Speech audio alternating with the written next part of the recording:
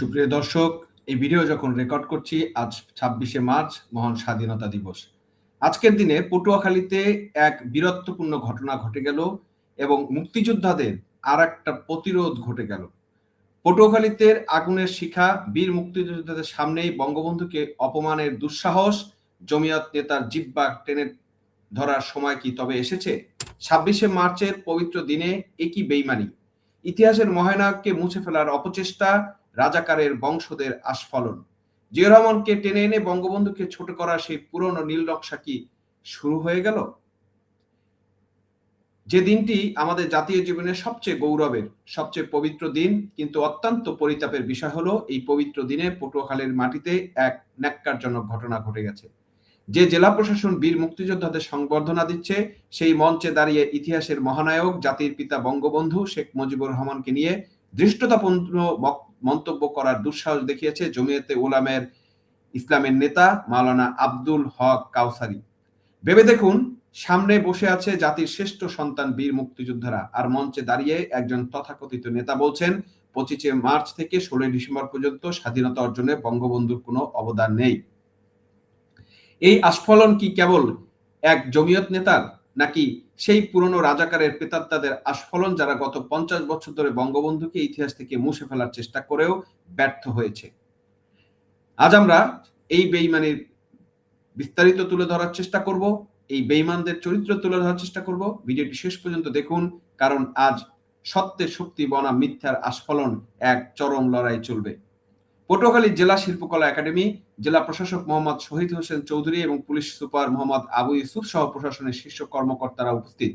সেখানে আমন্ত্রিত অতিথি হিসেবে বক্তব্য দিচ্ছিলেন আব্দুল হক কাউসারী। বক্তব্যের এক পর্যায়ে তিনি বিষোদ্গার শুরু করেন বঙ্গবন্ধুর বিরুদ্ধে। তিনি দাবি করেন ২৫শে মার্চ থেকে ১৬ই ডিসেম্বর পর্যন্ত বঙ্গবন্ধু পাকিস্তানে ছিলেন বলে যুদ্ধে তার কোনো ভূমিকা ছিল না। এই দৃশ্যটা শোনার সাথে সাথে সেখানে উপস্থিত বীর মুক্তিযোদ্ধারা আর বসে থাকতে পারেননি। মুক্তিযোদ্ধাদের সন্তান কাজী দিলীপ প্রথমে দাঁড়িয়ে আপত্তি জানান, এরপর সর্দার রশিদ সহ ১০-১২ জনের মুক্তিযোদ্ধা গর্জে ওঠেন। এ কি সেই বাংলাদেশ যেখানে মুক্তিযোদ্ধাদের সামনে তাদের সর্বাধিনায়ক অপমান করা হবে?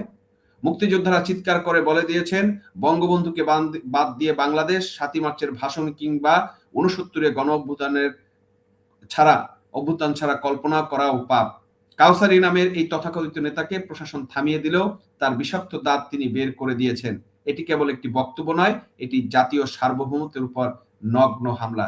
দর্শক, আমরা সেখানে একটু দেখে আসি এখানে মুক্তিযোদ্ধারা কিভাবে এই রাজাকারের বাচ্চাকে প্রতিরোধ করেছে। আমরা একটু সেটা দেখি। এই ৭০-৭৫ বছর এসেও তারা কতটা প্রতিবাদী হতে পারেন এবং মুক্তিযুদ্ধের বিষয়ে কোন রকমের ছাড় যে তারা দিতে চান না, সেটা একটু আমরা তাদের এই ভিডিওতে দেখে আসি। দর্শক,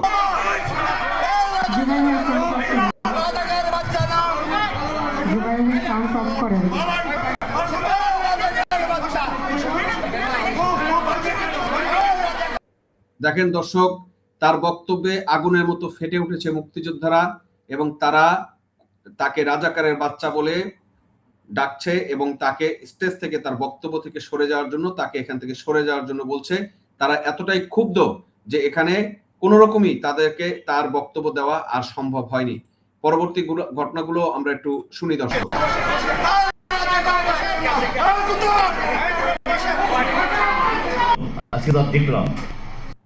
দর্শক, এটাই হচ্ছে জাতির বীর সন্তানদের প্রতিবাদ। তারা কোনো কিছুকে ভয় পায় না। গত ১৭-১৮ মাস ইউনূস সরকার যেভাবে মুক্তিযুদ্ধকে হেয় করার চেষ্টা করেছে, মুক্তিযোদ্ধাদের জুতার মালা পরানোর চেষ্টা করছেন, হেয় করার চেষ্টা করেছেন, আজকে মুক্তিযোদ্ধারা কিন্তু সেখানেও রুখে দাঁড়িয়েছিল, বিভিন্ন সময় রুখে দাঁড়িয়েছে এবং আজও রুখিয়ে দিয়েছে এই জাতির শ্রেষ্ঠ সন্তানরা। দর্শক, এখানে আমি কয়েকজন মুক্তিযোদ্ধার কয়েকটা বক্তব্য আছে, আমরা একটু আপনাকে শোনাবো এবং বোঝানোর চেষ্টা করব যে এই মুক্তিযোদ্ধারা এই দেশের জন্য কতটা উদার এবং কতটা সহনশীল হয়ে এই দেশ মাতৃক, এই দেশের ভালো চাইছেন। এত কিছুর পরে তাদেরকে অপমান করার পরও তারা কিভাবে এই দেশের মানুষ কি ভালোবাসেন, এই দেশের মানুষের ভালো চাচ্ছেন। আমরা একটু বক্তব্যটা শুনি। এটা কারো দোষ না, এর বয়সের দোষ, ভাগ্যের দোষ, বয়সের দোষ।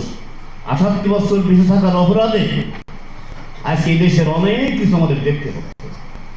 যদি ৭৮ বছর আগে মরে যেতাম, যদি মরে যেতাম, তাহলে কিন্তু এই সব আর দেখা লাগতো না। দর্শক, এটা হচ্ছে একটা আক্ষেপ। ৭৮ বছর বয়সী একজন মুক্তিযোদ্ধা, একজন সিনিয়র সিটিজেন, যার এই বাংলাদেশ জন্মে যার অবদান রয়েছে বিশাল, যার সম্মুখ যুদ্ধে যারা যুদ্ধ করেছেন, যারা মুক্তি সংগ্রামে অংশগ্রহণ করেছেন, এই দেশকে জন্ম দিয়েছেন, এই দেশ মাতৃকাত্তরে তারা জীবন বাজি রেখে যুদ্ধ করেছিলেন। আজকে তাদের আক্ষেপটা আপনারা ভাবেন যে আজকে ৭৮ বছর পর্যন্ত বেঁচে আছি, সেইটারই দায়ভার দেখতে হচ্ছে, সেইটারই অপমান দেখতে হচ্ছে আজকে জাতির কাছে। কতটা দুঃখ প্রকাশ করে কথাটা বলছে আপনারা ভাবতে পারেন যে আমরা এই জাতির শ্রেষ্ঠ সন্তানকে গত 18 মাস ধরে কিভাবে অপমান অপদস্থ করেছি এবং করে যাচ্ছি। এই তারেক সরকারের আমলে কি এদেরকে অপমান থামছে না। এদেরকে নানানভাবে হেয় প্রতিপন্ন করা, অপমান করার চেষ্টা করা হচ্ছে। তারা দুঃখ ভারাক্রান্ত হৃদয়ে কিন্তু তাদের এই কথাগুলো বলছে যে এই যে আমরা বেঁচে আছি, সেই বেঁচে থাকাটাই আমাদের অপমান। যদি আগেই মরে যেতাম বা যুদ্ধে মরে যেতাম, তাহলে হয়তো আজকে দিনে এই অপমানের চেহারা তাদেরকে দেখতে হতো না। এটা আমাদের জন্য জাতি হিসেবে, আমরা নতুন প্রজন্ম হিসেবে বা এই দেশের উত্তরাধিকার হিসেবে আমরা কতটা হেয় হয়ে গেলাম, কতটা ছোট হলাম এই মুক্তিযোদ্ধাদের চোখে, সেটা একবার ভাবতে পারেন। আমরা তাদেরকে কতটা অসম্মানিত করেছি, কিভাবে তাদেরকে অসম্মানিত করেছি, কিভাবে আমরা পারি আমাদের বাবাকে, কিভাবে পারি আমাদের দাদাকে আমরা অপমান করি। আজকের প্রজন্ম, এই জেনজি প্রজন্মতে যারা এই বেদব হিসেবে, সবাই না, যারা বেদব হিসেবে এবং যে কথাবার্তা মুক্তিযুদ্ধে অপমান করেছেন, তারা কোন বাবা মার সন্তান, এটা নিয়ে কিন্তু আমাদের প্রশ্ন এখন থাকবে। তারা কি মুক্তিযুদ্ধের পক্ষের? আমার মনে হয় না। তাহলে তারা কোন রকমই মুক্তিযোদ্ধাদের অপমান করতে পারতো না এই রাজাকার ইউনূসের ইন্ধনে। দর্শক, আমরা আরো একটু শুনি, আরো কয়েকজন মুক্তিযোদ্ধার কথা শুনি। একটা কথা বলি, উত্তেজিত হবেন না। এগুলো সব গিলি হজম করে খেতে হবে। কেন? গ্যাস জাতির সাথে, গ্যাস আপনার আমার।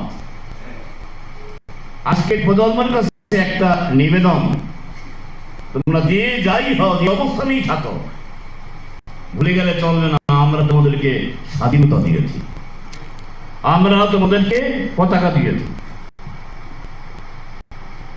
আমরা তোমাদেরকে সঙ্গীত দিয়েছি। যতদিন বাংলাদেশ থাকবে, ততদিন আমাদের দেওয়া স্বাধীনতা থাকবে। তোমরা ভোগ করবে, এটাকে রক্ষা করবে তোমরা তোমাদের মতো করে। তোমরা এটাকে খারাপভাবে ব্যবহার করতে পারো আর ভালোভাবে ব্যবহার করতে পারো, তবে আমরা আশা করি প্রজন্মের কাছে তোমরা এটাকে ভালোভাবে ব্যবহার করবে। দর্শক, একটা জিনিস শিক্ষণীয় এখানে, এত কিছুর পরে, এত অপমান লাঞ্ছনার পরে এই মুক্তিযোদ্ধা যে বক্তব্যটা দিল, আমি মনে করি সময়ের সেরা বক্তব্য। সহনশীল হতে হবে, তাদেরকে বলছে এই অপমান গিলে গিলে খেতে হবে। কার স্বার্থে? দেশ ও জনগণের স্বার্থে। তাদের একটা কথা হচ্ছে, বারবার পরামর্শ দিচ্ছে, একটা কথা এরপরও তারা পরামর্শ দিচ্ছে যে এই দেশের স্বাধীনতা রক্ষার দায়িত্ব আমাদের, নতুন প্রজন্মের, এবং যুগে যুগে যারা এই দেশে জন্মগ্রহণ করবে তাদেরকে এই দেশ রক্ষা করার দায়িত্ব। তারা আশা করছে, এইটুকুই তাদের আশা। তারা তো অন্য কিছু চায় নাই, তারা সম্মানটুকু চেয়েছে। সম্মানটুকু যদি আমরা আজকে দিতে না পারি, অন্তত এই দেশটার স্বাধীনতা, সার্বভৌমত্বটা যে ধরে রাখতে পারি, সেই অনুরোধটা ওনারা করে গেছেন।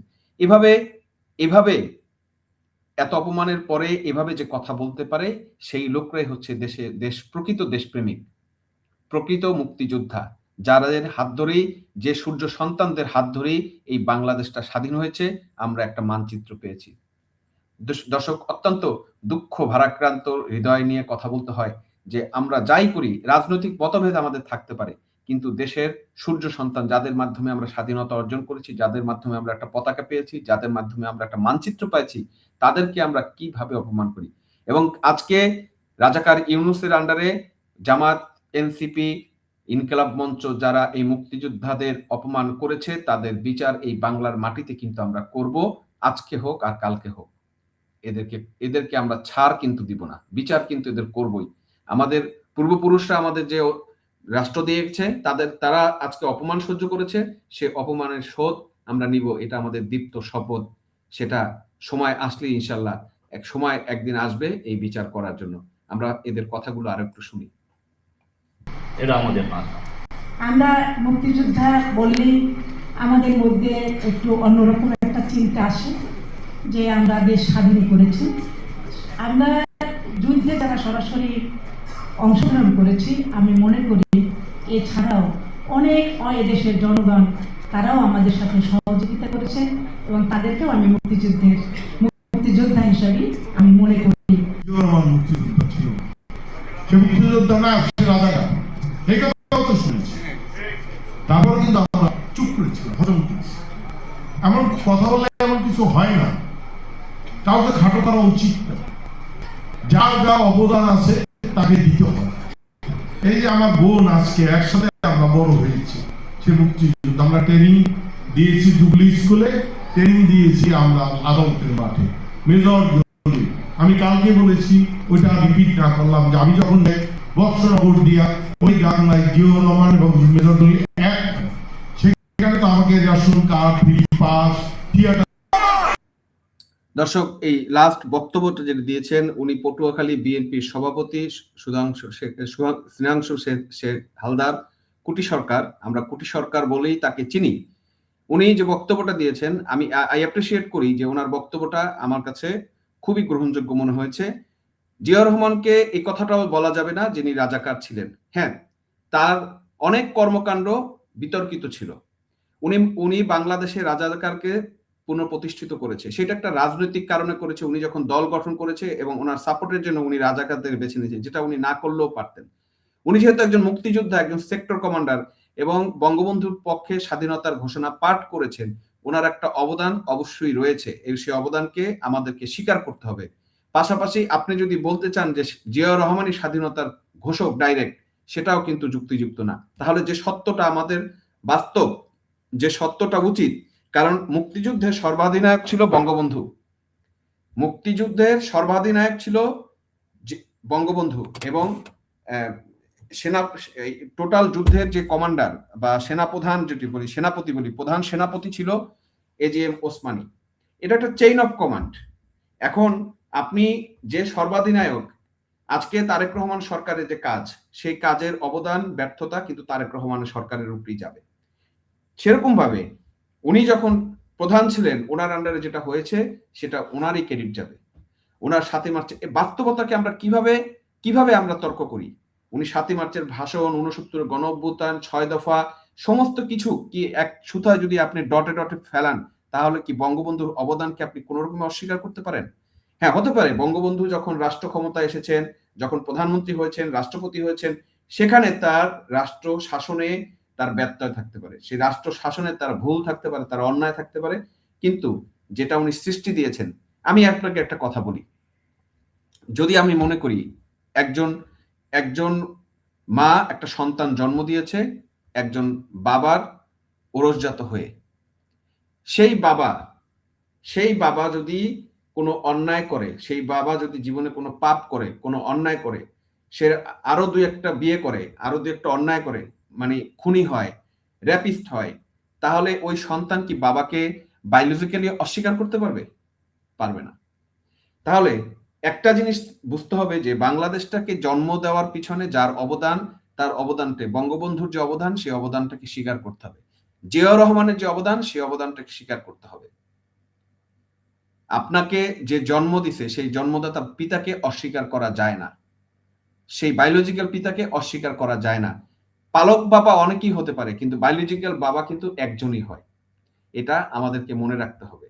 এই জিনিসটাকে নিয়ে যদি আমরা তর্ক করি, তখনই হচ্ছে আমাদের বিভেদ এবং বিভাজনটা এই জাতিটাকে জিয়াউর রহমান করে নাই।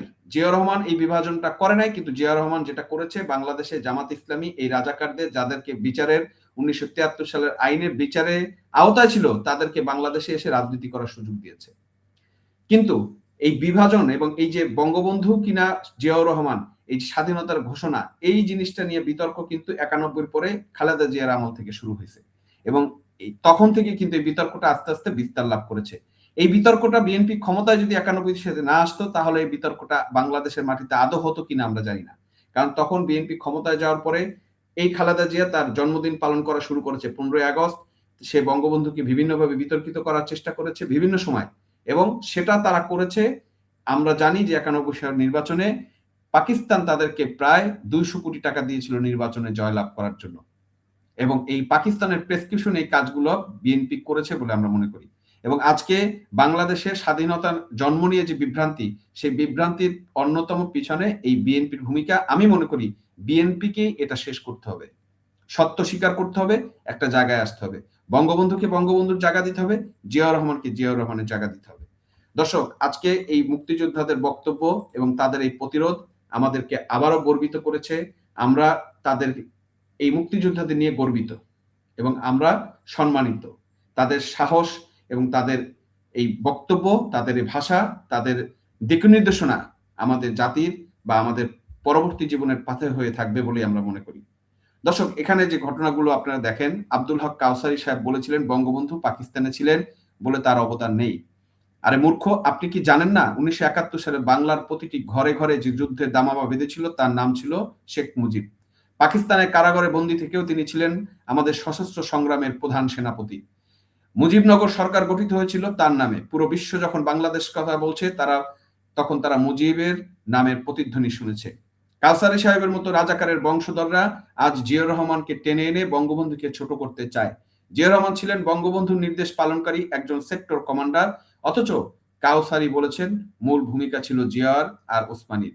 বীর মুক্তিযোদ্ধারা আজ আঙ্গুল দিয়ে দেখিয়ে দিয়েছে ভারত ও রাশিয়ার সমর্থন ছাড়া যেমন বিজয় সম্ভব হতো না, তিনি বঙ্গবন্ধুর ঐন্দ্রজালিক নেতৃত্ব ছাড়া এই দেশ 100 বছরও স্বাধীন হতো না।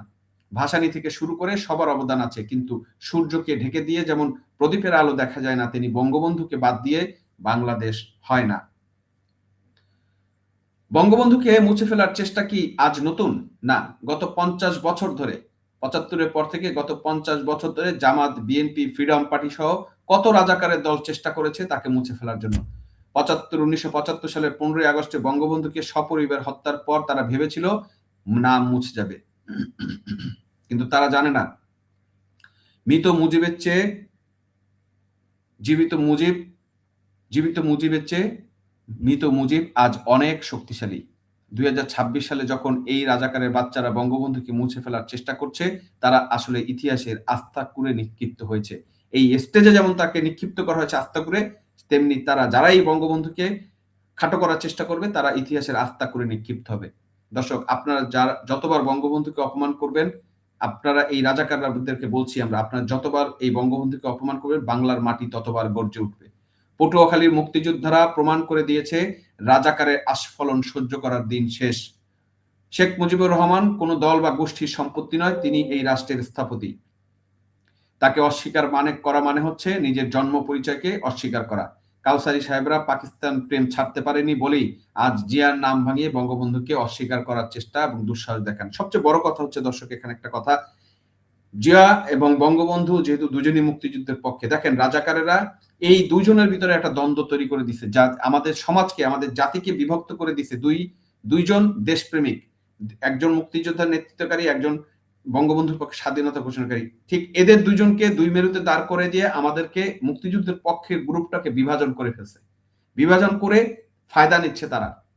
খুব সূক্ষ্ম করে খেয়াল করেন, জামাত ইসলাম এই কাজটা সূক্ষ্মভাবে করে জিয়ার সাথে বঙ্গবন্ধুর একটা দ্বন্দ্ব তৈরি করে এই বাংলাদেশটাকে বিভাজন করার মূল কাজ করছে তারা, এবং তারা আস্তে আস্তে নিজেদেরকে প্রতিষ্ঠিত করার চেষ্টা করছে। আজ পটুয়াখালীর এই ঘটনা একটি অশ্লীল সংকেত। প্রশাসনের নাকের ডগা দিয়ে কিভাবে একজন বিতর্কিত নেতা জাতির পিতাকে অপমান করার সাহস পায়। প্রশাসন কেন তাকে তৎক্ষণাৎ গ্রেপ্তার করলো না? মুক্তিযোদ্ধাদের প্রতিবাদের পর তাকে অনুষ্ঠান ছেড়ে চলে যেতে দেওয়ার কি যথেষ্ট ছিল, নাকি তাকে গ্রেপ্তার করা দরকার ছিল? আমার মতে তাকে গ্রেপ্তার করা দরকার ছিল না।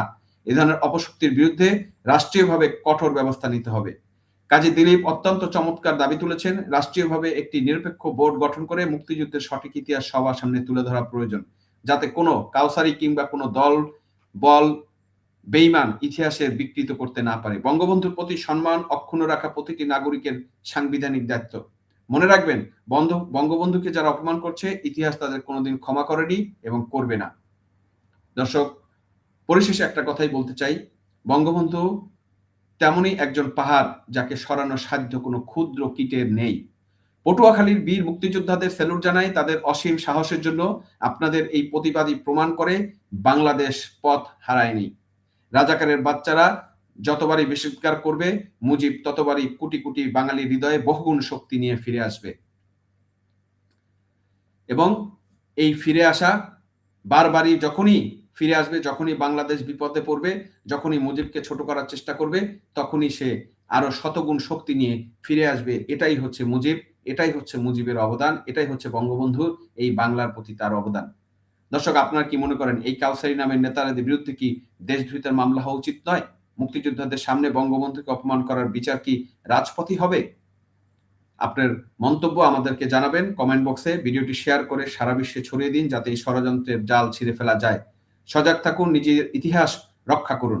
জয় বাংলা, জয় বঙ্গবন্ধু। দেখা হবে পরবর্তী ভিডিওতে। ততক্ষণ ভালো থাকবেন, সুস্থ থাকবেন এবং সবচেয়ে বড় কথা হচ্ছে নিরাপদ থাকবেন।